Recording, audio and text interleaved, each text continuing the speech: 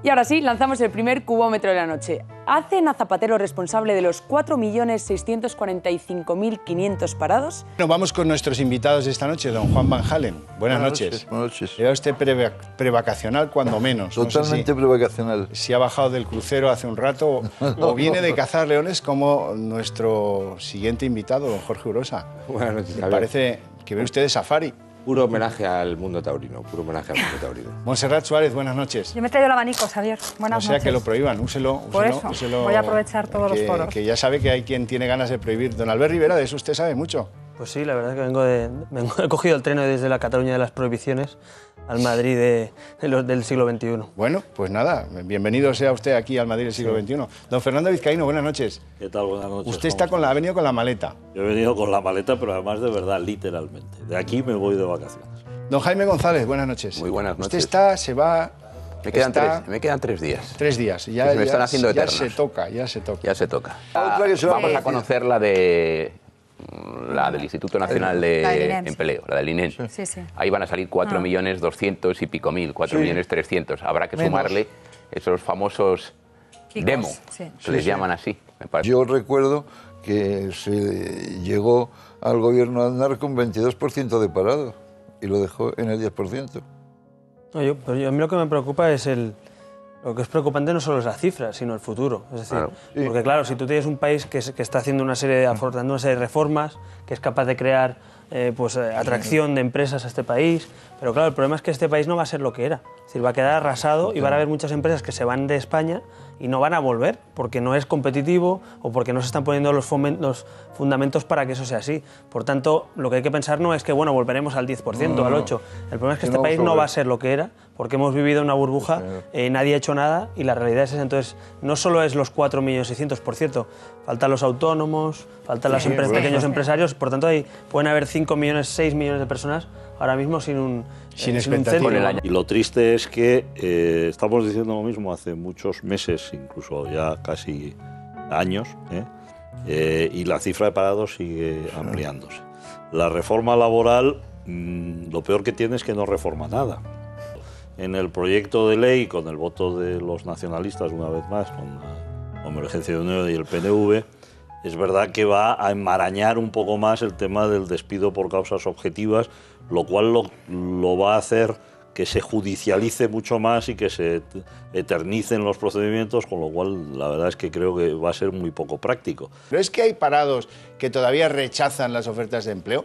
Bueno, no existen las ofertas de empleo, pero en cualquier caso es responsabilidad del señor Corbacho el que eso no suceda. A mí lo preocupante, un poco en la línea que hablamos al principio, es esta reforma o todas las reformas que tengan que hacer, ¿qué filosofía tiene detrás? O sea, que el país, ¿para dónde va? Y el tema es que aquí hay una cosa que se llama subsidio, que se supone que es cuando no tienes para comer, pues el Estado se hace cargo para que puedas comer o para que puedas pagar la hipoteca. Pero no puede ser la mentalidad aquello de me cojo el paro.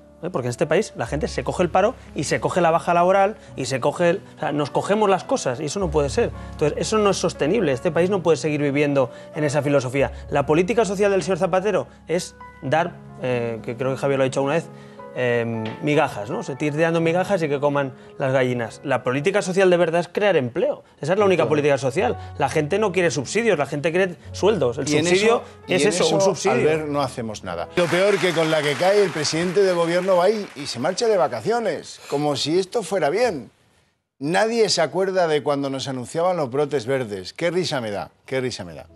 Monse Suárez. Se ha ido de vacaciones y antes de irse ha dicho que vamos por la buena dirección. Sí. Y que además hay que cumplir las reformas. Es que tiene guasa ya el tema de este hombre. Pero dijo que habíamos crecido 1/10 el primer trimestre. Sí. Bueno, esas palabras, ¿quién se las va a tragar? ¿Cómo nos va ahora cuando venga de vacaciones, si es que viene? Que, por cierto, dijo que no se iba a ir porque tenía que hacer cosas y es el primero que ha cogido la maleta. El segundo Fernando, pero el primero que ha cogido la maleta ha sido el señor Zapatero. Y claro, también hay que tener en cuenta que hay comunidades autónomas como Andalucía y Cataluña donde hay hasta un 33% de paro. Se da esa sensación de irresolubilidad que se transmite a los trabajadores y además se les culpabiliza, se les dice no, es que esto es así porque habéis estado ganando mucho dinero, ha habido sueldos demasiado altos y ahora la única solución es quitar las pensiones, rebajar el sueldo de los funcionarios y el despido. No hay otra solución y no es cierto. Hay que hacer políticas de verdad que permitan que el mercado se flexibilice y genere empleo. Porque si el mercado no se flexibiliza, todas estas medidas no servirán absolutamente para nada. Lo que pasará como con la crisis financiera, que dentro de 2 años nos daremos cuenta que no ha funcionado y estaremos todavía peor, ¿no? Este es el grave problema. Yo creo que aquí hay 2 problemas que además se han apuntado y que es muy interesante. Uno, el problema no es el paro que hay ahora, es que es un gobierno que no tiene la confianza ni internacional, ni nacional, ni en los empresarios, ni en nadie, para que nos creamos que lo puede resolver. Eso es lo peor, yo creo que lo ha dicho Albert, lo ha dicho Monse, lo ha dicho Jorge. Va a parar todas las inversiones, han cambiado toda la política de, por ejemplo, compra de trenes por parte de Adif, es decir, de toda la inversión. Son las productivas, además. Claro, ¿no? el tema del turismo y de servicios ya no da más de sí, es decir, y además también tenemos, porque también por Europa lo están pasando mal, nuestros mercados tradicionales, Alemania, Estados Unidos, etcétera, etcétera, cada vez vienen menos gente y por lo tanto, ¿dónde vamos a absorber ese desempleo?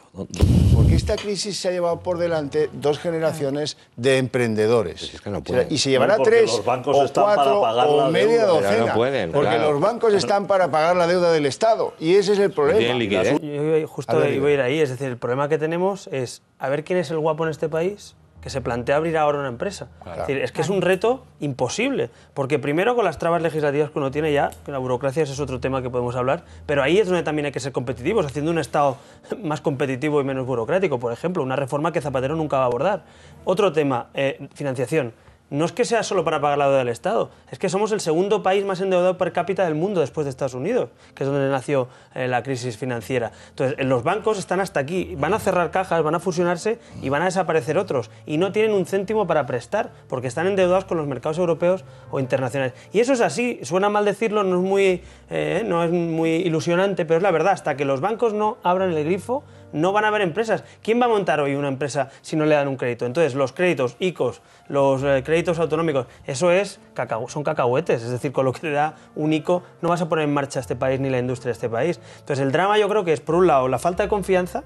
Es decir, un gobierno que nadie dice, miran con la lupa a España y dicen, España, yo no voy a España, porque aquí esto no pinta bien. Y segundo, los que están aquí dicen, yo voy a montar una empresa. Sí, hombre, o sea, ¿quién es el loco que se pone hoy a invertir en una empresa? Y aparte ya no hablemos ya de la inestabilidad incluso legislativa que tenemos en este país, que a veces parecemos un poco bananeros, como lo hemos visto ahora, por ejemplo, con las eléctricas o con las renovables, ¿no? Monse Suárez. Sí, es demoledor la situación, como decía Albert. Hay un problema también administrativo de licencias, como tú bien indicabas, que es previo, ¿no?, a lo que es el ejercicio de la actividad empresarial, tanto la licencia de apertura como la licencia de funcionamiento. Existe también una problemática de nuestros técnicos administrativos. Hay 4. Y es perceptivo por ley. Siempre se habla de I+D+I, no sé qué, pero nunca hablamos de lo que te cuesta montar una empresa en este país. De lo que es una señora de 40 años que quiere ser emprendedora, que lo era hace 5 años o hace 10 años poniendo una tienda de bolsos, por ejemplo. Te estoy hablando de un poco esa clase que es la que yo creo que incentiva, porque esa mujer va a contratar a 2 o 3 personas. Esa pequeña empresa, esa pyme. Esa mujer ya ha cerrado, ¿no? Ha cerrado porque tenemos un problema con estos técnicos, como os digo yo, del ayuntamiento, que no salen de su pupitre y que es perceptivo por ley que tengan que ir para dar la licencia de funcionamiento o la licencia de actividad. Tenemos problemas burocráticos. Vamos a ser cínicos, y perdona, Albert, que esto te atañe a ti directamente. Y políticas de no se fume en los bares, en los restaurantes, en no sé qué, que fíjate tú. El tema de los toros en Cataluña, que luego hablaremos, fíjate tú. El tema lingüístico. ¿Cuántas personas, te podría hacer una lista bastante extensa de personas que he dicho yo, pues mira, vayas usted a Barcelona y tal, no sé qué, y me han dicho, no voy, pero no por mí, sino porque no quiero mandar a mis hijos a un colegio a que aprendan catalán. Todos esos políticas y todos esos dramas también influyen en que estamos haciendo un país incómodo para el empleo. La falta de armonización legislativa. Sin embargo, yo creo que es hacer el juego a lo que quiere justamente el gobierno. Yo lo que estoy denunciando es precisamente la estrategia del presidente del gobierno. Que no hay 4.700.000, que son 3 millones o 2 millones, y que los demás son caladuras. Yo estoy de acuerdo en una cosa. Aznar en el 2002, no recuerdo, fue cuando planteó la reforma, creo que se planteó que a la tercera vez que uno dijera que no a un trabajo, se le quitaba el subsidio. Y hubo una huelga general, el famoso decretazo, que hubo la dimisión del ministro, tal. Aquello que se planteó entonces, que era muy malo, en aquel momento era muy malo y una huelga general, ¿tiene sentido que una persona a la tercera vez que rechace un trabajo se le pueda quitar el subsidio? Depende ¿No? Ese de es el debate. Vamos a ver, Entonces, esto nos lleva a las ocurrencias del gobierno de Zapatero. Esto de rechazar un trabajo, vamos a tomarlo por partes. Es decir, ¿para qué crearon el plan ese? ¿Cómo se llamaba el plan ese que ponían? El plan ese de las carreteras y tal. Resulta que eso iba a acabar con el paro.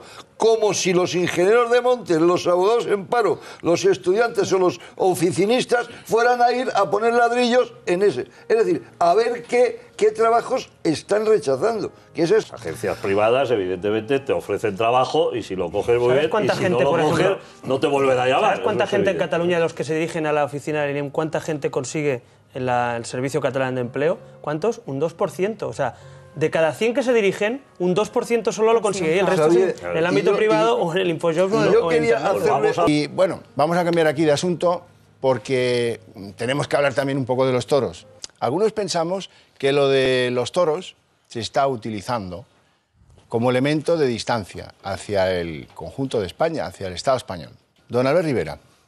Bueno, yo creo que esta semana el Parlamento de Cataluña pues, se ha abierto un precedente preocupante, ¿no? Que es prohibir por ley una tradición en función de lo que una minoría determina, que debe ser así, y unos políticos irresponsables e hipócritas, porque luego hablaremos de qué cosas están a favor y de qué cosas están en contra, pues han tirado para adelante. Evidentemente el debate animalista yo creo que es un debate respetable, yo lo digo claramente, por ejemplo, yo no soy aficionado a los toros, como mucha gente en este país, incluso hay gente que no le gustan, pero no mezclemos las cosas. Yo creo que una cosa es que te gusten o no y otra es que los prohíbas, porque si vamos a prohibir todo lo que no nos gusta, o vamos a empezar a prohibir todo espectáculo donde pueda haber sufrimiento animal, pues habrá que prohibir los toros embolados, la pesca, la caza, supongo que también prohibirán los castellers porque los chavales pues sufren daños también cuando se caen, los fuegos artificiales, en fin. Si abrimos la caja de prohibir por ley en un Parlamento todo aquello que no nos gusta, tenemos un trocito menos de libertad. Entonces yo creo que el debate de verdad, como decía Javier al principio, es que aquí hay unos señores que todo lo que huele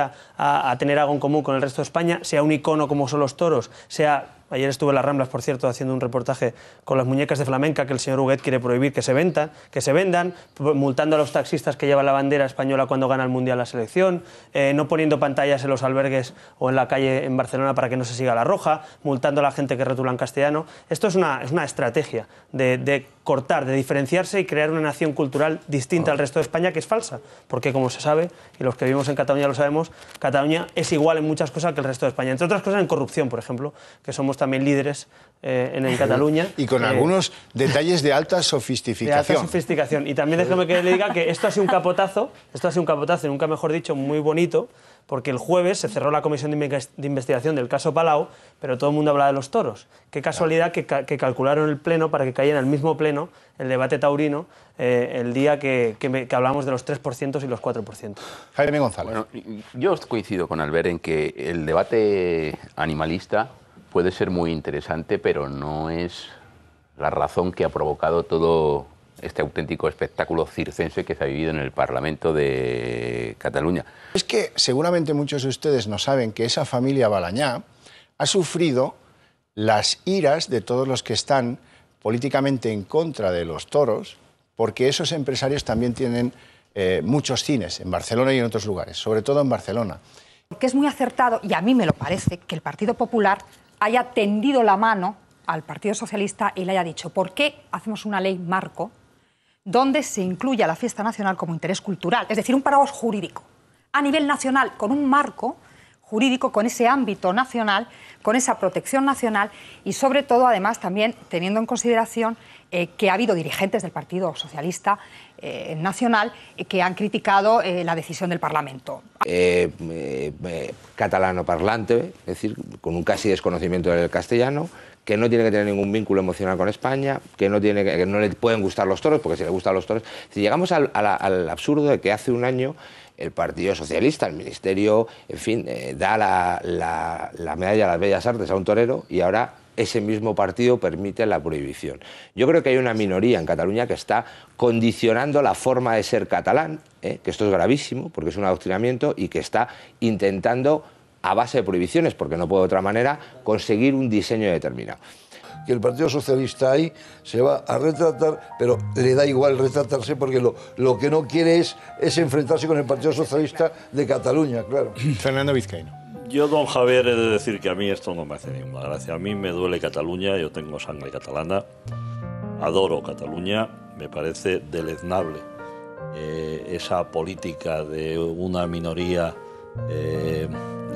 nacionalista que no es que esté intentando apartar de España o intentando la independencia, lo que está intentando es que se odie a España y Cataluña, que es una cosa tremenda. Lo de los toros es ridículo. Si el debate, estoy de acuerdo con Albert, el debate sobre si es cruel o no es cruel, pues es perfectamente lícito y además ha existido desde hace años. No es algo nuevo, pero hay que recordar que es un espectáculo cerrado, es decir, que donde se paga por ir a verlos. El gobierno, el señor José Luis Rodríguez Zapatero, presumió de que el Partido Socialista era el gran vertebrador de España, que era el único partido que era transversal en todos los territorios españoles. Bueno, al final, ¿qué ha ocurrido en Cataluña? Que hay una guerra en pelo por parte del Partido Socialista Obrero Español por competir con el nacionalismo para ver quién es más nacionalista. Y entonces, claro, a mí me gustaría que tuviéramos claro, porque estas medidas, lo de los toros, lo de las muñecas de flamenco, lo de prohibir que ponga la bandera de los taxistas, lo de multar a la gente por rotular en castellano, lo de prohibir que los niños en el patio tengan que hablar también en catalán, según la ley de educación. Entonces, estas cosas, sacadas de contexto, parecen bromas pesadas, pintorescas, surrealistas. La gente no se lo cree. A mí me lo preguntan. Oye, ¿eso que dijiste de las muñecas, eso dónde está? ¿Me lo puedes decir? Que yo no me lo creo. Lo de las multas lingüísticas, ¿os acordáis hace 4 años cuando empezamos a denunciarlo? La gente nos decía, a Ciudadanos, eso es mentira. Ahora ya sabe todo el mundo que no es mentira, ya las hemos sacado, las hemos mostrado. Yo quiero poner eso porque es una estrategia. O sea, el nacionalismo vive y necesita el enfrentamiento. Y necesita un mito y un enemigo. El enemigo se llama España y se llama españoles. Y hay que crear y romper esos vínculos emocionales que tenemos gente como yo y como muchos catalanes, 4 millones que tenemos padre o madre nacido en otras comunidades autónomas. Espera, déjame que lo explique. Y los de España también. Pero escucha, déjame que lo explique. Esto de los vínculos que te den los catalanes con España, oye, y los españoles con Cataluña. Pero déjame que intente explicarle a los telespectadores cómo los catalanes que no somos nacionalistas sentimos todo esto. Deja que transmita ese sentimiento, que creo que también es importante. Entonces, más que importante. Claro, entonces, eso que hablas tú de minoría. Aquí lo que pasa realmente, como decíamos, es que hay una gran traición y un gran fraude electoral, que es el PSC. Porque, claro, a los de Esquerra lo ponen en su ideario, independencia. Los de Convergencia, por cierto, que se habla muy poco. Estos que luego son los estadistas, el Durán Lleida, que pactan con el PP, que pactan con el PSOE, estos son los que han prohibido los toros. Estos son los que van de estadistas luego los miércoles en el Senado y en el Congreso. Estos. Y estos son los que desde hace 30 años, y lo sabe muy bien Javier, el señor Pujol viene trabajando desde hace años para romper eso, siendo estadista en Madrid e independentista oculto en Cataluña. Y eso es lo que han hecho en las escuelas. Yo lo he vivido, yo soy un catalán que he vivido la escuela de Pujol. Sé lo que hay, sé lo que es poner un mapa de països catalans en vez de Cataluña. Sé lo que es que la gente tenga que dar clases de castellano, de gramática en catalán. O sea, todo eso lo he vivido, por tanto no me lo puede contar nadie, lo he vivido en mis propias carnes. Y yo lo que quiero transmitir es que hay una estrategia y que desde el resto de España, y especialmente el gobierno nacional, sea el PSOE o el PP, no puede mirarse a otro lado. Están cambiando continuamente a los catalanes, que no somos nacionalistas, como una moneda de cambio, y yo estoy harto de que el PP y el PSOE nos utilicen como moneda de cambio. No se puede pactar con aquellos que quieren dinamitar la convivencia en nuestro país, y hasta que no lo entienda el PSOE y el PP y lo tengan claro y hagan un pacto de Estado en muchos temas y dejen de un lado vacío al PNV, a Esquerra, esto va a seguir ocurriendo. Estamos hablando de que algo, la Cámara Política de turno dice, no, esto no interesa, esto se prohíbe. Y para muchos, pues es igual, porque no les gustan los toros. Pero lo importante es que se prohíbe algo. Y el que no se moviliza ahora por los toros, o en favor de los toros, o en contra de la prohibición, algún día se puede encontrar en que le prohíben que lea algo, o que vea una determinada cadena de televisión, o que vista de una determinada manera por la calle. Ese es el problema. Cuéntele usted, que lo cuenta muy bien. Bueno, es una frase que se le atribuye a Martin Niemöller o a Brecht, que no está claro, Brecht. Da igual. Y dice, la frase la conoceréis todos, que dice, vinieron a por los comunistas y como yo no era comunista, no hice nada. Vinieron a por los judíos, pero como yo no era judío, no hice nada. Vinieron a por los sindicalistas, pero como no era sindicalista, no hice nada. Vinieron a por los católicos, pero como no era católico, no hice nada. Y finalmente vinieron a por mí y dice, no quedaba nadie para que dijera nada. Y el otro día en el Parlamento sacamos esa frase, fue un poco polémica, pero me siento así representado por lo que decíamos. A mí no me gustan los toros, yo no soy taxista, yo no vendo muñecas de flamenco, yo hablo catalán igual que castellano, pero si no te mueves, al final tu sociedad acaba prohibiéndolo todo y al final, un día te prohibirán, pues lo que decía Javier, cualquier cosa que te afecte a ti. Y yo creo que esa es una lección que debemos aprender. No solo nos podemos movilizar por aquello que nos afecta a nosotros, sino por el modelo de sociedad que vivimos. También lo dijo Kennedy, ¿no? Aquello de solo que un solo americano vea dañados sus derechos, está atacando a todos los derechos individuales de todos los americanos. Y ese tipo de cosas yo creo que deberíamos asumirlo más en España, porque a veces pasa, lo hablamos de Cataluña, ¿no? Bueno, oye, eso pasa en Cataluña o en el País Vasco. Oye, si pasa en el País Vasco, pasa en España. Si pasa en Cataluña, pasa en España. Si le pasa a un solo chaval en el colegio que no puede educar en su lengua o sus padres a su hijo, es un problema que tiene España. Entonces yo creo que eso es lo que debemos mentalizarnos. O que le llaman facha por llevar la camiseta de la Roja. O a un chaval de 4 años que le insulten por llevar la camiseta de la Roja en su colegio, ¿no? Que no les dejen ver los partidos de la selección. Pues mira, otro ejemplo. Yo no soy padre y no tengo hijos, pero tampoco quiero que a los niños les hagan eso. Es decir, es ponerse en la piel del que te puede pasar mañana a ti, ¿no? Jorge, a mí esto me parece un disparate. Yo creo que lo que está girando detrás es el tema separatista, el Kosovo que decía Albert, que obviamente es un disparate, porque hemos partido de una base. Es que nos hemos inventado la historia de Cataluña, nos la hemos inventado. Como todo el mundo que sepa historia, pues sabe, en 1614 el célebre asalto a Barcelona, donde no sé si era políticamente correcto, pero estaba el teniente coronel Mateo Van Halen, antepasado mío, luchando en el asedio de Barcelona, cosa que de paso lo digo porque históricamente es cierto. Entonces, hacía 3 años que el pretendiente ya era emperador de romanos, se había coronado, ya no era pretendiente.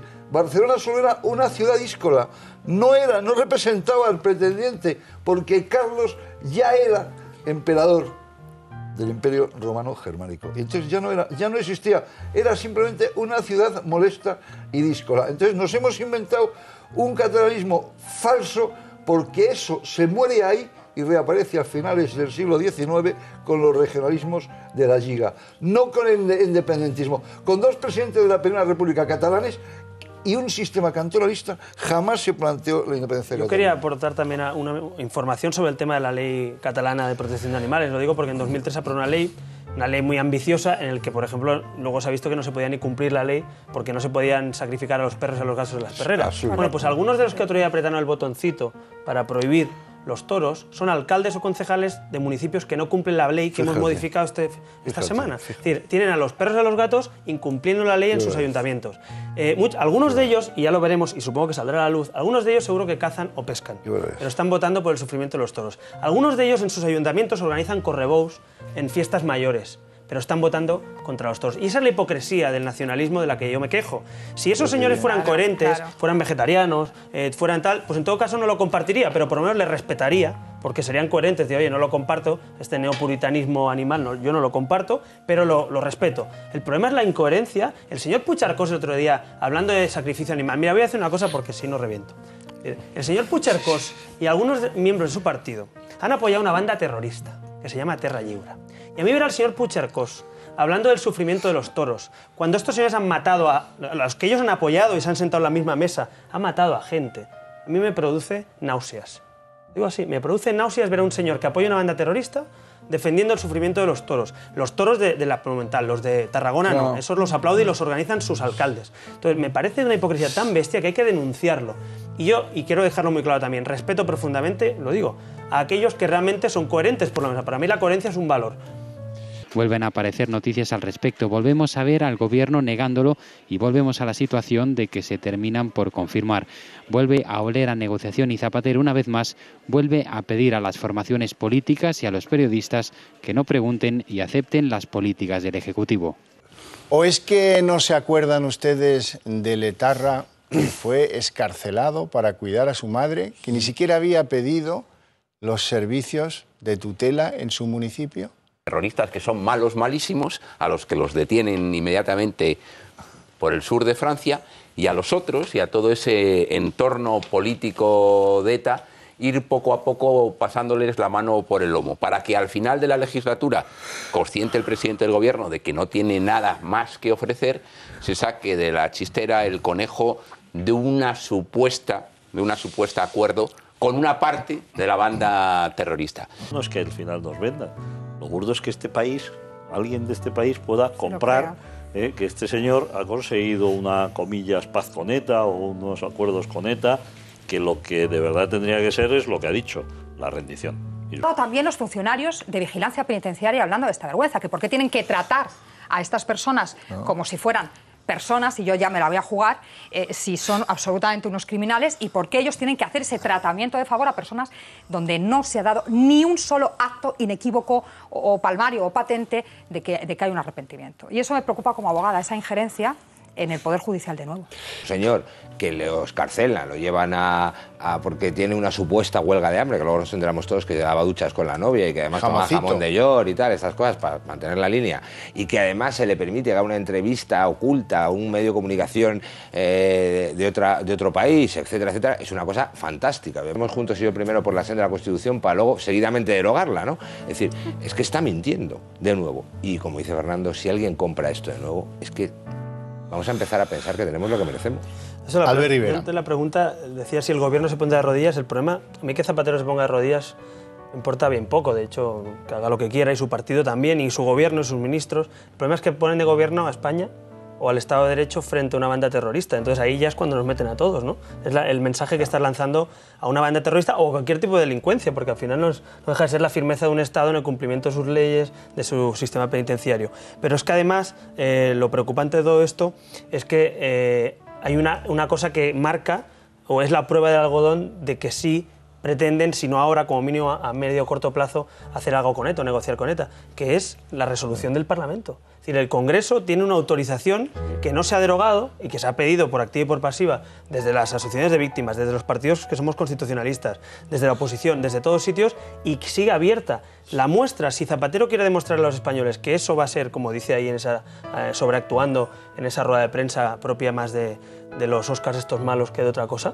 si nos tenemos que creer eso, que derogue la propuesta de resolución, que derogue la autorización del Parlamento, y por lo menos respiraremos un poco más tranquilos. Pero mientras esté abierto eso, y mientras ANV siga estando en los ayuntamientos, mientras tengan esa puerta abierta, con una mano están diciendo una cosa y con la otra están negociando. Juan Majale, vamos con lo de la reforma laboral. Despedir, como que tenemos 4.600.000 parados. Si hubiera sido tan más fácil despedir, tendríamos 7, caramba.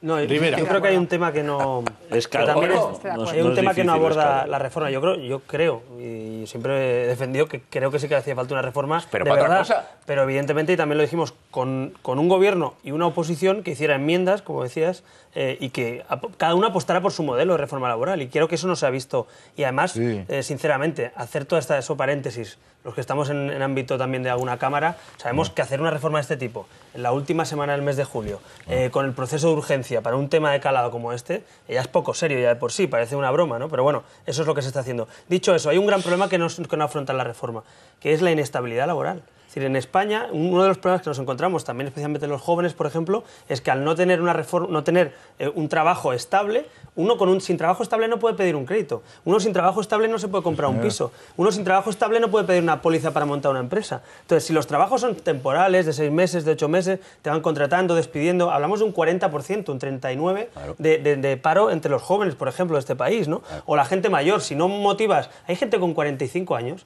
que los despiden y son literalmente muertos civiles, claro, desde el punto de vista laboral. Y los aparcamos ahí porque es que ya tienes 46 años. Oiga, 46 años. Pues esto está pasando. Entonces ese problema no se aborda en esta reforma. No va a haber un cambio ni un único contrato que la se motive. Sea 67. Bueno, pues ese problema, que es uno, para mí, si no es el principal, es uno de los principales del mercado. Ni no se para crear empleo, no es una reforma para crear empleo. Yo creo que no ha pasado una semana y ya está de nuevo en marcha la red de los 13 prostíbulos, donde se tenía en situación de esclavitud a un centenar o casi 2 centenares de mujeres en diferentes puntos de España.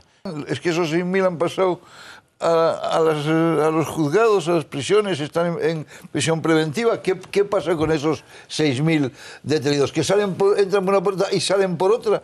Yo quisiera saber eso. Lo que pasa es que yo creo que el concepto clásico de la mafia nos remonta a una especie de panda de gandules liderados por Al Capone.